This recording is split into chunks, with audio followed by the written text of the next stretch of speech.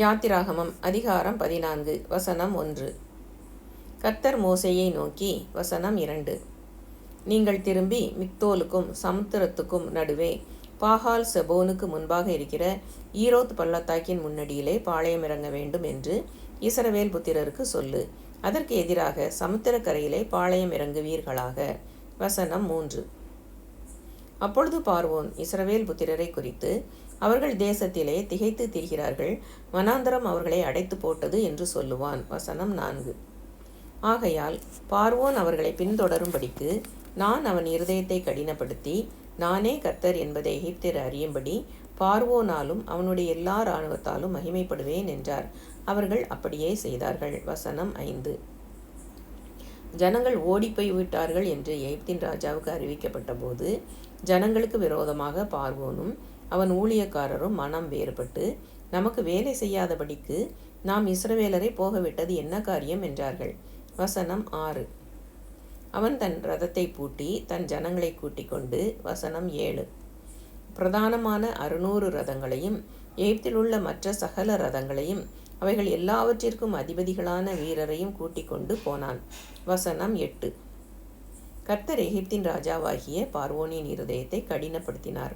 அவன் இஸ்ரவேல் புத்திரரை பின்தொடர்ந்தான். இஸ்ரவேல் புத்திரர் பலத்த கையுடன் புறப்பட்டு போனார்கள். வசனம் 9.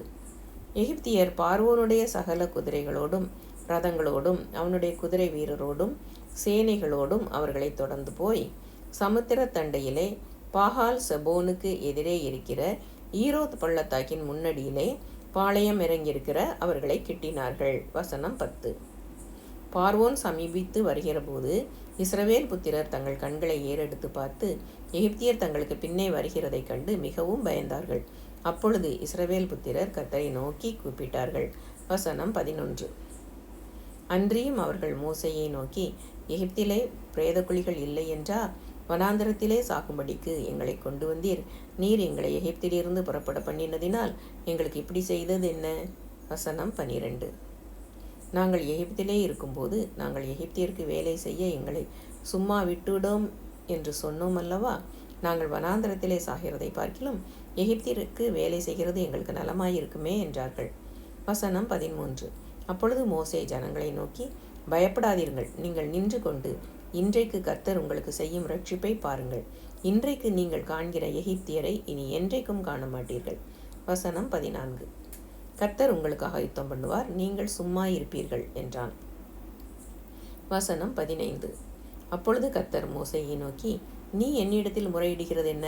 புறப்பட்டு போங்கள் என்று இஸ்ரவேல் புத்திரருக்கு சொல்லு. வசனம் 16.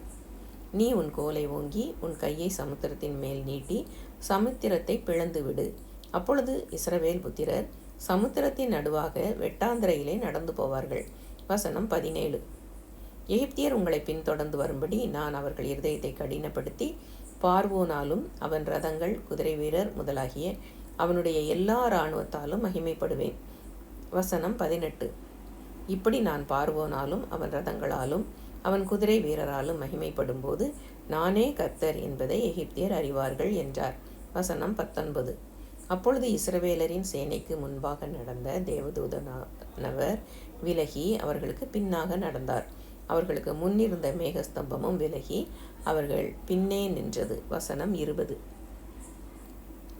அது எகிப்தியரின் சேனையையும் இஸ்ரவேலரின் சேனையும் முழுவதும் ஒன்றோடொன்று சேராதபடி அவைகள் நடுவில் வந்தது. எகிப்தியருக்கு அது மேகமும் அந்தகாரமுமாய் இருந்தது, இஸ்ரவேலருக்கோ அது இரவை வெளிச்சமாக்கிற்று. வசனம் 21. மோசே தன் கையை சமுத்திரத்தின் மேல் நீட்டினான். அப்பொழுது கர்த்தர் முழுவதும் பலத்த கீழ்காற்றினால் சமுத்திரம் ஒதுங்கும்படி செய்து அதை வறண்டு போக பண்ணினார். ஜலம் பிளந்து பிரிந்து போயிற்று. வசனம் 22.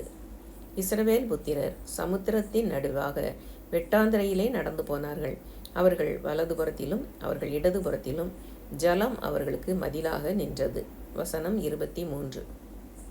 அப்பொழுது எகிப்தியர் அவர்களை தொடர்ந்து பார்வோனுடைய சகல குதிரைகளோடும் இரதங்களோடும் குதிரை வீரரோடும் அவர்கள் பிறகாலே சமுத்திரத்தின் நடுவே பிரவேசித்தார்கள். வசனம் 24. கிழக்கு வெளுத்து வரும் ஜாமத்தில் கர்த்தர் அக்கினியும் மேகமுமான ஸ்தம்பத்தில் இருந்து எகிப்தியரின் சேனையை பார்த்து அவர்கள் சேனையை கலங்கடித்து. வசனம் 25. அவர்களுடைய ரதங்களில் இருந்து உருளைகள் கழலவும் அவர்கள் தங்கள் ரதங்களை வருத்தத்தோடே நடத்தவும் பண்ணினார். அப்பொழுது எகிப்தியர், இஸ்ரவேலரை விட்டு ஓடிப்போவோம், கர்த்தர் அவர்களுக்கு துணை நின்று எகிப்தியருக்கு விரோதமாய் யுத்தம் பண்ணுகிறார் என்றார்கள். வசனம் 26. கர்த்தர் மோசேயை நோக்கி, ஜலம் எகிப்தியர் மேலும் அவர்களுடைய ரதங்கள் மேலும் அவர்களுடைய குதிரை வீரர் மேலும் திரும்பும்படிக்கு உன் கையை சமுத்திரத்தின் மேல் நீட்டு என்றார். வசனம் 27. அப்படியே மோசே தன் கையை சமுத்திரத்தின் மேல் நீட்டினான். விடியற் காலத்தில் சமுத்திரம் பலமாய் திரும்பி வந்தது. எகிப்தியர் அதற்கு எதிராக ஓடும்போது கர்த்தர் அவர்களை கடலின் நடுவே கவிழ்த்து போட்டார். வசனம் 28. ஜலம் திரும்பி வந்து ரதங்களையும் குதிரை வீரரையும் அவர்கள் பின்னாக சமுத்திரத்தில் பிரவேசித்திருந்த பார்வோனுடைய இராணுவம் அனைத்தையும் மூடிக்கொண்டது. அவர்களில் ஒருவனாகிலும் தப்பவில்லை. வசனம் 29. இஸ்ரவேல் புத்திரரோ சமுத்திரத்தின் நடுவாக வெட்டாந்திரையின் வழியாய் நடந்து போனார்கள். அவர்கள் வலதுபுறத்திலும் அவர்கள் இடதுபுறத்திலும் ஜலம் அவர்களுக்கு மதிலாக நின்றது. வசனம் 30. இவ்விதமாய் கர்த்தர் அந்நாளிலே இஸ்ரவேலரை எகிப்தியரின் கைக்கு தப்புவித்து ரட்சித்தார். கடற்கரையிலே எகிப்தியர் செத்து கிடக்கிறதை இஸ்ரவேலர் கண்டார்கள். வசனம் 31. கர்த்தர் எகிப்தியரில் செய்த அந்த மகத்தான கிரியையை இஸ்ரவேலர் கண்டார்கள். அப்பொழுது ஜனங்கள் கர்த்தருக்கு பயந்து கர்த்தரிடத்திலும் அவருடைய ஊழியக்காரனாகிய மோசேயினிடத்திலும் விசுவாசம் வைத்தார்கள். யாத்திராகமம் அதிகாரம் 14 முற்றிற்று.